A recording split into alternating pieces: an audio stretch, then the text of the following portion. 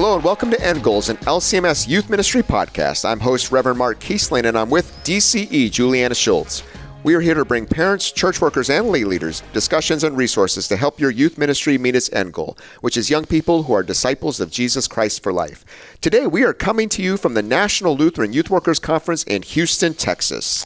The National Lutheran Youth Workers Conference is hosted by our staff, LCMS Youth Ministry, every 3 years, and it's designed to support both lay and professional youth leaders in our synod. It takes place in the gathering city, Houston, Texas, this time, a year in advance of the gathering, with all sorts of special sessions and events, both just in general to help in work on healthy youth ministry overall, but then also to help do some initial preparation for the gathering. Yep, so this conference has had some history in our office in terms of being kind of on the off gathering years for a time for adult leaders to come and get prepped for just their general youth ministry work. But then always the year before the gathering, it was in the gathering city for it really to be a forecast and a foreshadowing of what was going to be happening the next summer, so adult leaders could come and get familiar with the city. And then more recently, we have just had it the year before the gathering now. So really invest some time in bringing adult leaders in, as well as a little extra opportunity this summer with YouthLead coming in as well. So it was really a great opportunity for us to be in the city of Houston.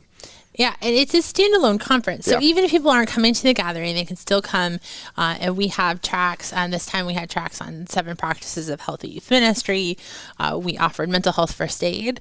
On the last day, we have a track that's about, we called it hot topics, but just like current topics in youth ministry.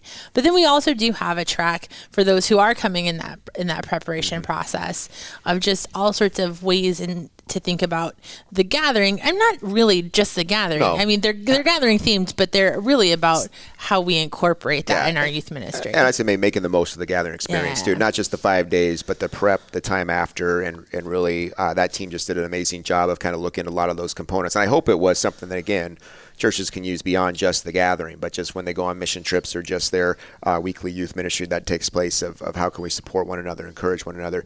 And then, Juliana, you had an extra investment as well. Yeah. So tell a little bit about what was going on with our young leaders. Yeah, so our YouthLead, which we used to call Lutheran Youth Fellowship, our March event in St. Louis, unfortunately, we weren't through enough of the pandemic yet to be able to safely have that event. And so we postponed it. We brought it here to Houston, ran it parallel to this conference, and incredibly blessed. We filled the room.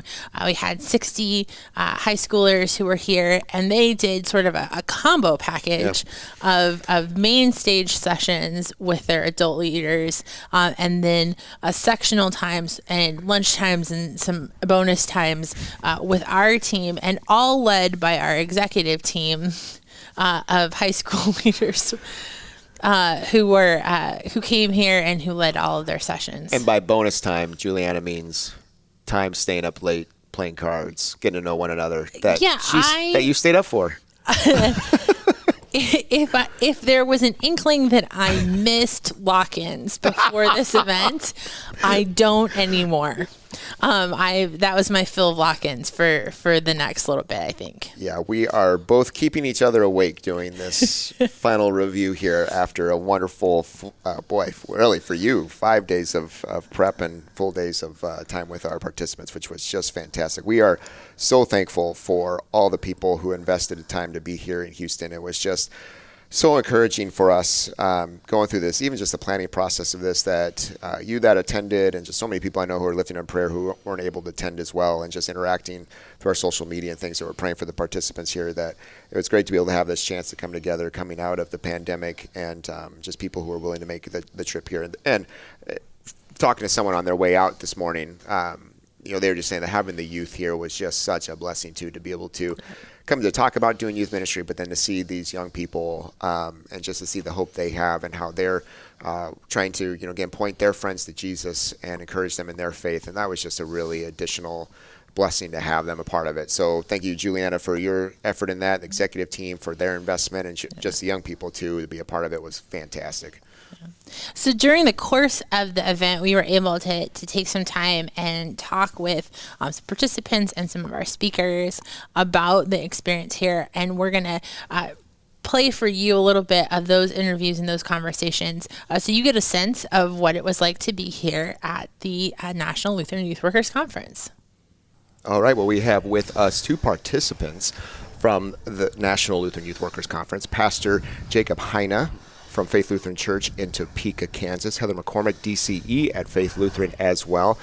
Also, extra investment for me, they are the pastor and DCE of my niece and nephew. So great that I've got two adults investing in people I love very much. So thank you so much for taking the time to come to National to prep. I know you're going to the gathering next summer, so it's a little bit of a preview for that. Jacob's actually on our planning team as well. So he's on our safety team that's looking at some of our traffic patterns. So he, I heard, was like, I don't know, running 6 miles a day or something like that through the streets of Houston. Only about two. Oh boy, making us all feel bad, but that's all right. Do not tell people who didn't come how hot and humid it was. Right. It was beautiful in Houston in July. Especially at 5 a.m. when the sun's not up yet. Yeah, that's right. Smart time to go. Yeah. Smart time to go. Well, so I guess maybe ask this first. Like, why'd you come to National? Like, what would you say was your reason coming? Obviously, you got the gathering. I'm assuming that's part of it. But, like, what are some other things that you were looking forward to coming to the event itself as part of a kind of a youth ministry conference? Well, for me personally, bringing youth next year, I haven't been to Houston before. It's great to get to know the city, to learn a little bit. You know, they have the underground tunnels. Minneapolis had the above ground tunnels. So figuring that system out, scoping out places to eat, but then also networking with other DCEs and youth workers across the country. Kansas has a great representation and some awesome people in that district, but then to get the wider connections. Yeah, to get to know the city of Houston. I was here several years ago when Youth Ministry Symposium was here, but we were out at the Galleria. Right, yeah. So I've never really been downtown, so kind of just get the lay of the land and see. And really, after COVID, it was really nice to come and see the church together again and doing what it's supposed to do, and worshiping together and singing and the sessions. It was kind of great to just have that moment of knowing, like, yeah, we can do this. We can do this. Absolutely. And we should mention, too, another group of people who were at the conference were our district coordinators. So we had these wonderful people that serve within districts, are kind of our liaisons. They do things at the gathering, such as plan district events. They help with maybe coordinating travel in some of the districts, or maybe if there are churches who maybe don't have the right number of adult leaders, they'll pair them with another congregation for additional support. We'd have a district zone, which is at the convention center, where congregations can kind of come and learn what a district is and how our church body operates and connects and are together as the body of Christ. So again, another group that Kansas was well represented as they were starting to, I know, scope out things for some of the district things they do. So again, another way that the event was supported and the gathering starts continuing its planning process towards July of 2022. Yeah. So what were some of your takeaways from the conference?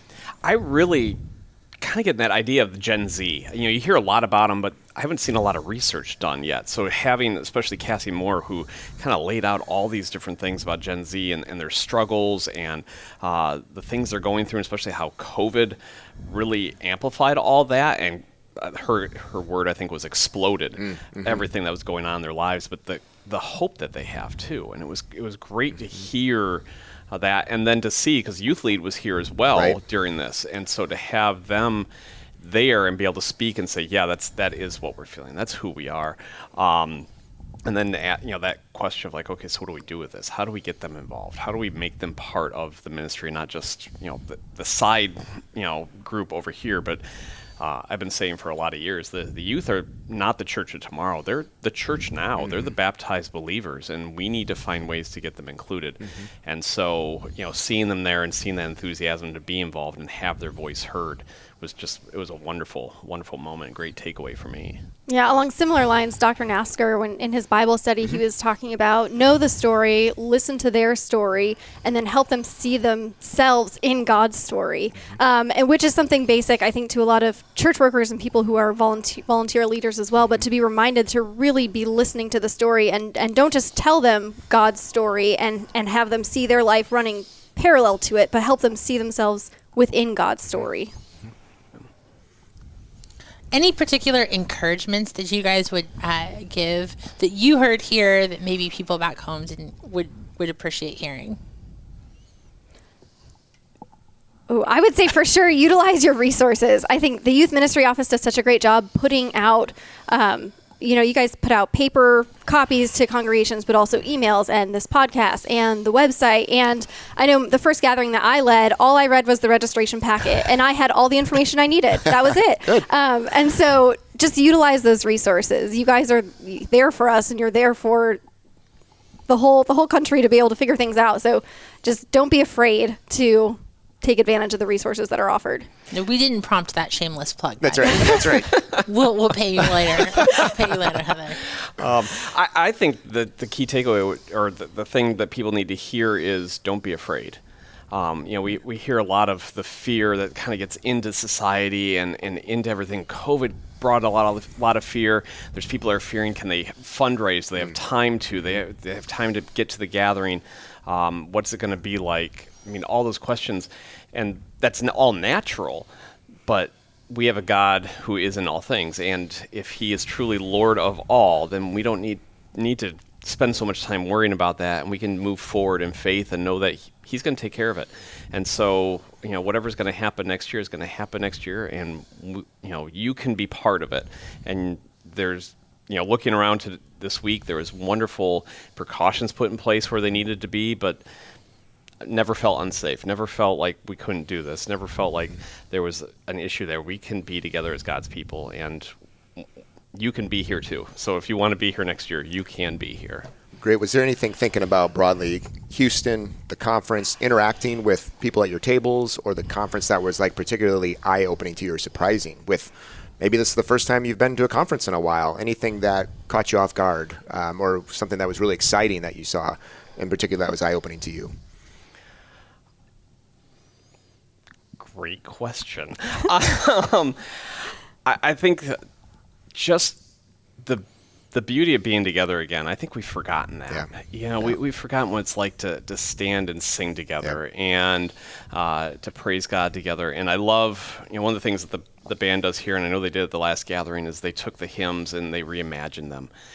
And they just hit in a different way, I guess, this time when we haven't done that. Mm-hmm.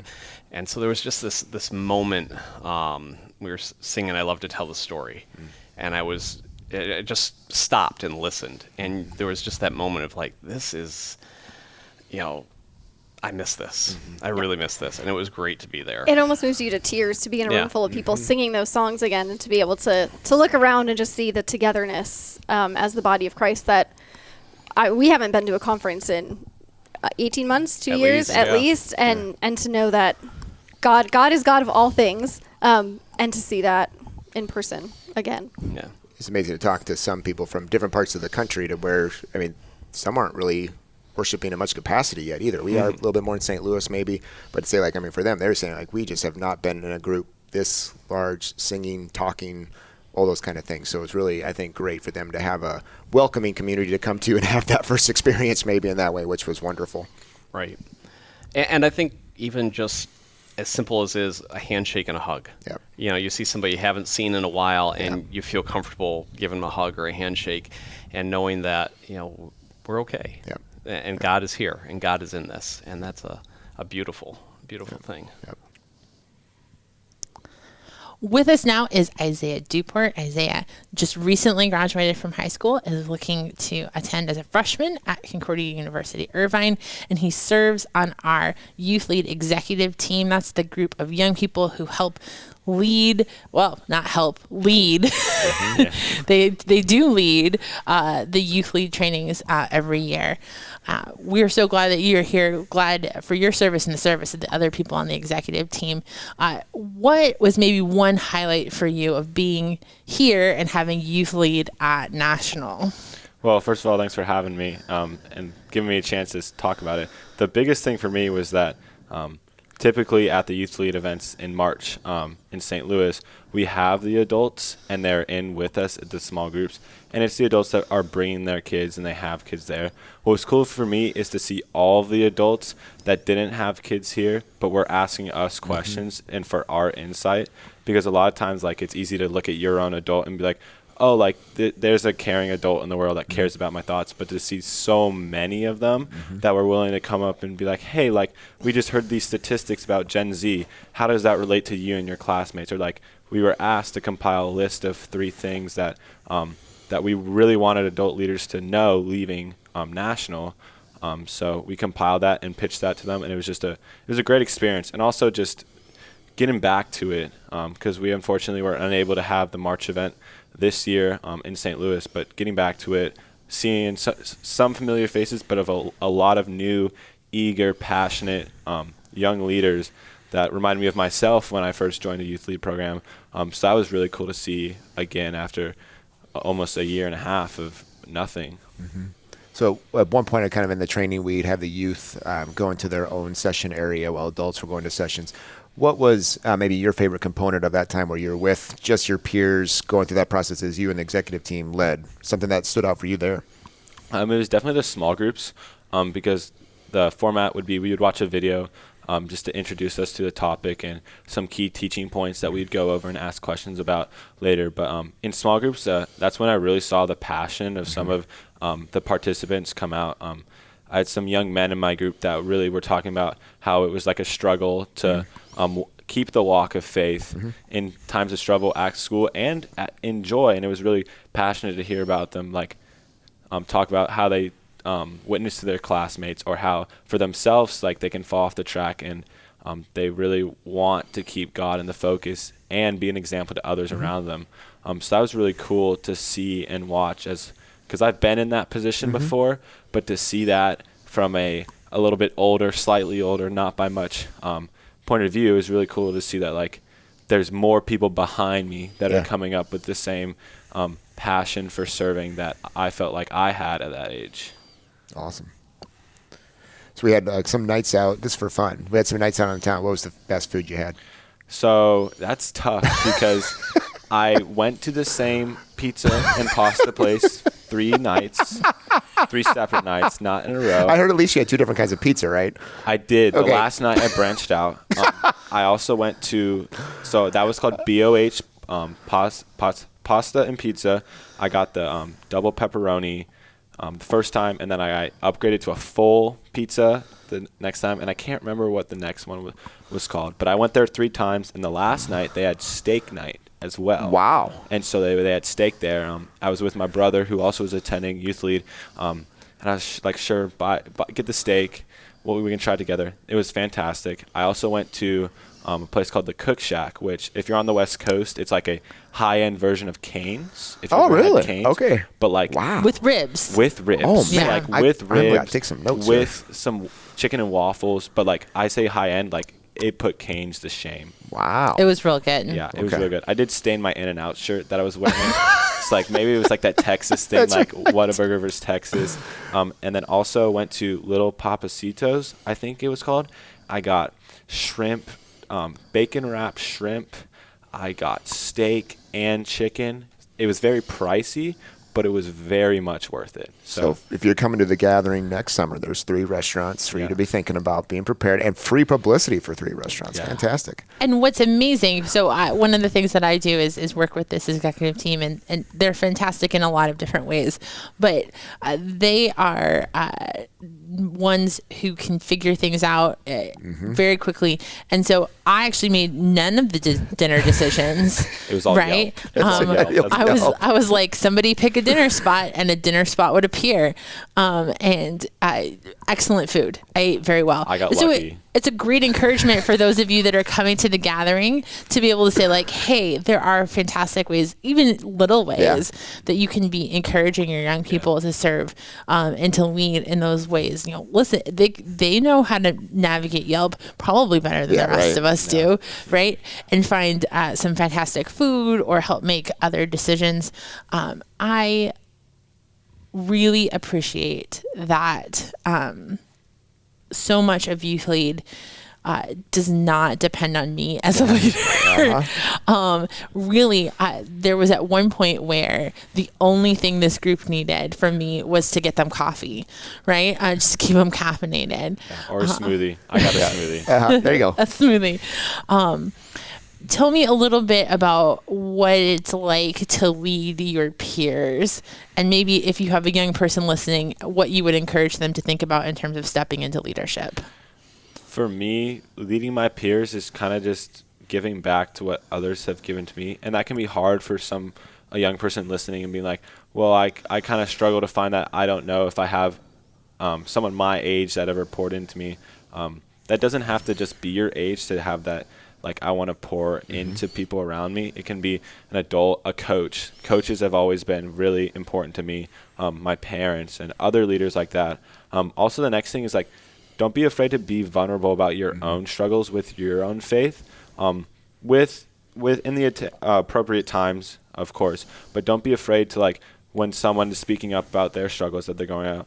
I've always found that being vulnerable and open about my struggles, answering questions about things that I've gone through, has helped remove the kind of like stigma as a leader that I'm above everyone else, and I don't have any faults, because I know that's not true, and I thought that for a long time about the leaders above me. But after conversations with them, I realized that they go through the same doubts that I do with my faith, and they have times when they fall short, and being open about that builds community, because it's no longer, oh, well, the leader's so far off and untouchable as a person in relationships. But no, like, it's kind of like what Jesus did. Like, Jesus came down to us and put himself among us. Not saying that I'm trying to be like that, but I just try to be vulnerable, because oftentimes that's what helps build the warm communities that we all enjoy being in. And if your youth weren't able to join us here at National, be aware that starting kind of in the fall, we'll be introducing the registration for the March event that will happen in St. Louis. So we're really excited to get back to that pattern of having that March training every year. And you could bring your young people and have Isaiah lead them. That's right. One more year in his executive team term. Yeah. So we're really grateful for that. Grateful for you and for the rest of the team, as you guys served really powerfully, both for the young people that are here and as an example to the other adults that were in the room. I heard that over and over again, just how grateful they were to have you guys there and to have you guys leading. So thank you for doing that and for being a part of the podcast. Yeah, no, thanks for having me. Thanks, Isaiah. So joining us is Leah Abel, who served as MC for this event, who's also a DCE, and Cassie Moore, who was main stage speaker, DCE, who serves at St. Mark, Houston. Guys, thanks for recording with us here live at the National Lutheran Youth Workers Conference. Have you guys had a good time so far? It's been amazing. Yeah, I just love this. After the last year of nothing, this is great. Yeah. So is there one maybe encouragement that you're taking away from the conference in the last couple of days? I am so encouraged by seeing just the passion of everybody at this conference. I think I had some fear coming into this. Like, are we going to have all new norms and habits of people being awkward around each other? And instead, it's been the opposite. People have just been so excited to open up to strangers and chase me down in the hall and talk to me, and it's been great. I have felt so much community and so much passion from this group. It's been wonderful. I would totally echo that. I think coming in, I wondered the same. Is it going to be different norms? Is it going to feel different? And it did feel different. I think we all had maybe some fears around that, but what was cool, I thought, was the patience that people showed one another of like, hey, we're all stepping back into this. It looks a little different in different parts of the country and in different people's homes. And it was cool to see people warm up to each other and just be glad to be together. And some of the stuff that usually maybe feels like it mattered just didn't feel like it mattered, which was really awesome. It was really great. Super encouraging. After the first session, someone said to me, you could have had no content in that first session, and just being at tables with people and talking and singing would have been enough, because it was just so good, I think, to be back together and have that time. Yeah, it makes me wonder how our students feel about that, how youth feel about that, just that sense of I could just want to be with people, you know? And I think we heard a lot of conversation from students about that, and we've heard a lot over the last year of what does it mean to be community. And yes, we can find community online, and yes, we can connect, but it just feels like not quite enough. And in a moment like this, or a couple days like this, for me was kind of the that clarify like of it really isn't. It's just not quite enough. I mean, those other things are really good and they're great tools, and I'm so grateful, but there's something missing when we're not incarnational with each other. One of the things I love today, I saw strangers praying together at the very end of our session, and I remember looking at it, it's like, do these people know each other? Did they know each other before this morning? No. And they were all standing up, and some of them had arms around each other, and some of them holding hands and just praying. Like, what an incredible thing to witness. So were there any kind of eye-openers that you heard, either from people who presented or just in your conversations with folks? So 2 pieces for me. One was actually a volunteer youth worker from a small church, I think he said Illinois, today walked up to me after one of the sessions, and he said, I'm in a church where it feels like the kids are sort of like on an island, and then there's everybody else, and he said, and honestly, my kids have kind of messed up. They've done, they broke something at the church, or like those kind of things. So it's sort of the kids are a problem kind of a vibe. And had such a great conversation with this guy, because he just was like, all I want to do is bring this congregation and these kids together. And that was like his, what do I do? Like just looking for something. And the eye opener for me in that was, it's going to take probably 10 or 20 or 30 or 100 little things and little moments, as he and I talked more through, like, well, who are some adults that they could connect with, and how could you make those steps? And then it echoed in my head some of the things I heard the youth that were here attending say about, we just want to have a relationship. And so he was looking for this like silver bullet, how do I convince the adults? And I just started repeating to him things that I'd heard the students saying, the youth saying, and I was like, I think you just have to keep like building a little bridge here and there. But it was eye-opening for me to, one, see someone with that kind of passion to bring those relationships together, and two, it came after several sessions where we kept hearing leaders say, genuine relationship, genuine relationship, genuine relationship, listen and be together. Yeah, I think for me, this week, talking to so many people, there has been an overriding sense of exhaustion in leaders and kids, and just, we're so glad to be here with other people, but we are also so exhausted over the last year and a half. This playing field has been leveled, and we are all grappling with new parts of reality. And it makes me think, one of my friends, John, he had a great analogy, but it's like in the last year and a half, we had a house, and our house imploded. It fell in on itself. And now we are rebuilding, and we lived in that house before, so we know what it looked like, and we know what we'd like to change now that we're rebuilding a house, and we're rebuilding the priority areas that matter to us. And I think for us to come to the table as hundreds of youth, hundreds of leaders from all across our synod, to come to the table and say we are rebuilding things that we've lost. Of course, we know that the timeless things are not changing, but what does this new reality look like? And we're building together, and it's not going to look exactly the same, but it's still going to be good, and we can still live in it. So it's just been really good conversation. I've been so impressed by the young people that have been at the conference, like just coming and finding me in the halls and talking to me and asking me very deep questions about just the hurt that their friends are walking through, and the deep stuff that they're seeing in their families.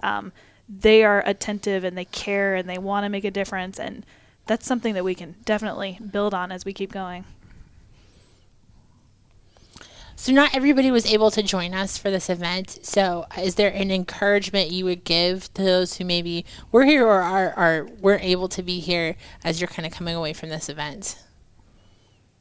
I would say our young people are on fire. They are struggling, but we are seeing a generation that they are so open to share their opinions and to speak up and to speak out, and they have the tools now that they can do that, right? So we're seeing that, and I think that adults can sometimes look at that as a threat, and that's a source of discomfort, and they're speaking these loud truths to their online audiences, and they have a little bit of ego because they've got these big followings as teenagers, but at the same time, there's so much we can take from that. There's so much relationship we can build. There's so much work for the Holy Spirit to be doing in their lives and in that partnership that we have with them. But yeah, I think move over and make space at your table for young people. Now, what that looks like in your church or your context or your job, I think it looks a little bit different for everybody, but I think even just to ask that question of a young person, like, what do you think? Like, what are your thoughts on that? That's a huge bridge that we can build. And I like that we saw that this week. We saw the response of our teenagers stepping up when we asked them that question. Simple question, but profound input and profound buy-in just by asking that one question. Yeah, and specifically one of the things that they said, so, and by they I mean we had some youth leaders who came on stage during one of the main sessions, and we asked, actually the adults in the room asked them via this app that we're using, one of their questions was, we want to hear from the kids, what do they want us to know?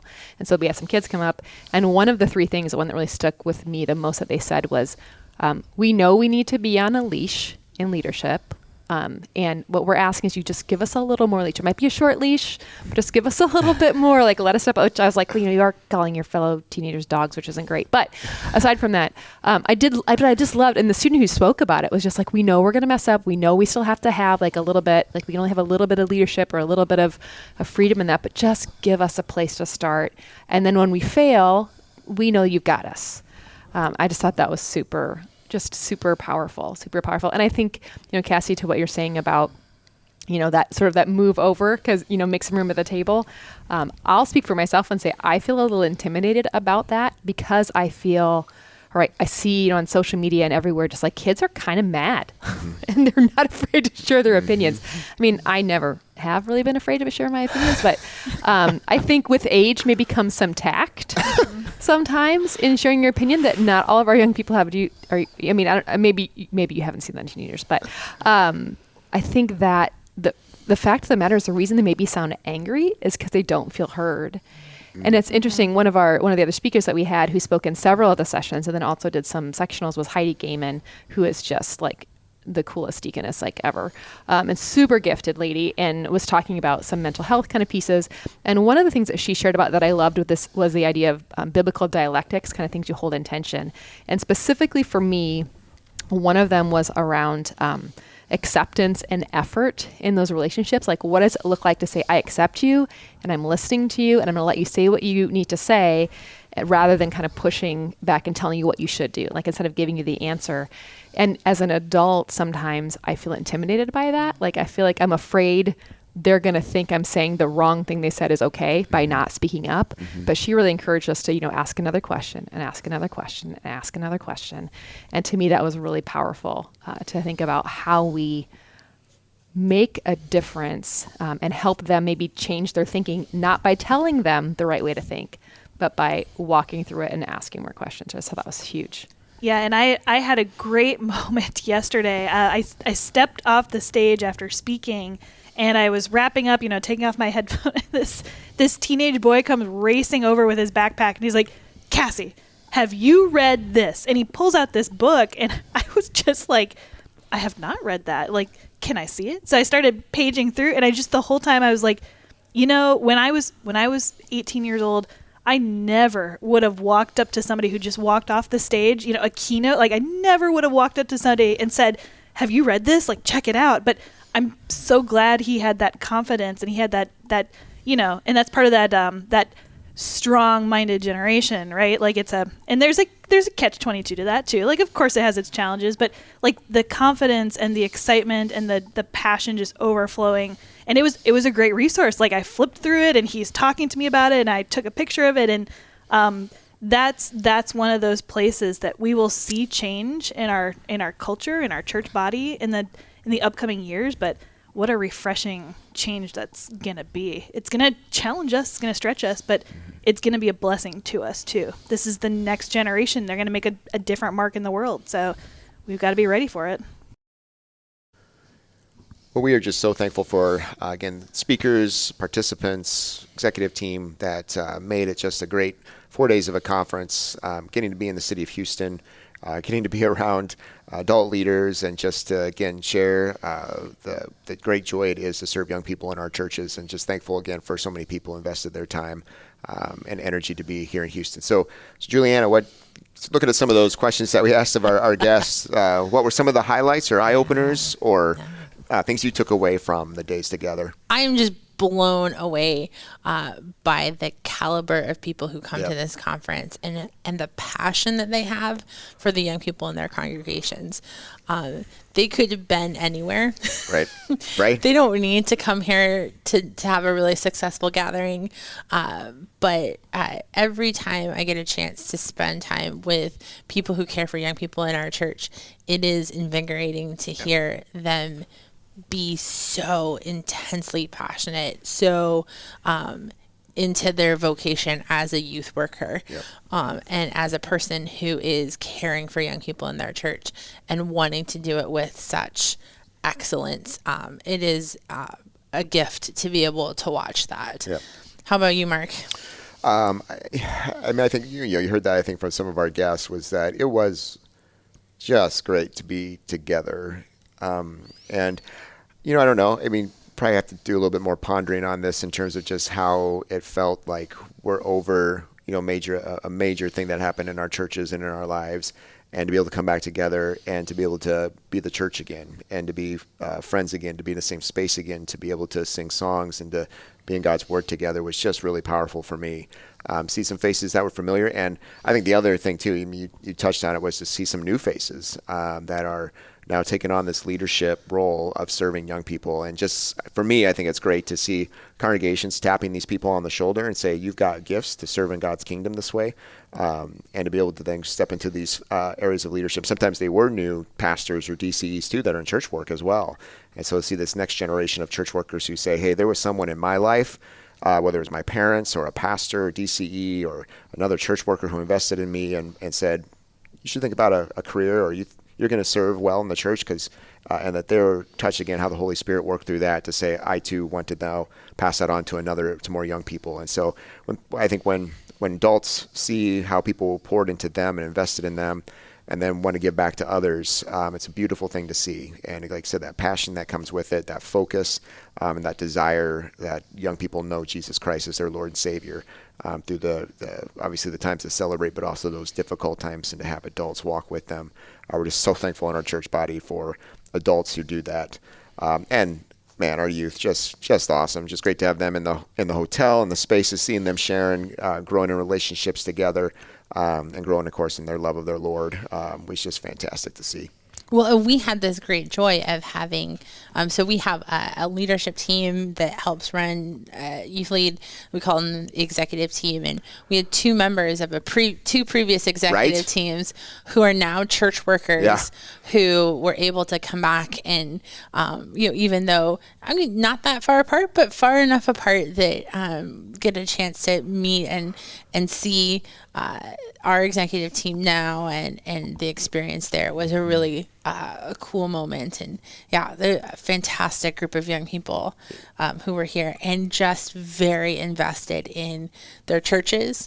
And in wanting to serve and to lead. Yeah, as I say, well, even think about the executive team too. I mean, it's just neat to see the investment of churches making in young people, that we get blessed by that in our whole synod, to have leaders like that come and invest in their peers and now see them as church workers. And so, I mean, really, we talk about this over and over again on the podcast, but then to see the reality of it, of here you have one congregation that invested in a young person who becomes a church worker. Now another church is blessed because of that investment as now a pastor or DCE or whatever it might be, a teacher, and just exciting to see that. And so just thank you for our congregations that take care of young people in that way and point them to a life of service. Well, we will continue to pray for both those who were able to be here at National, and for those of you that were not able to be at National.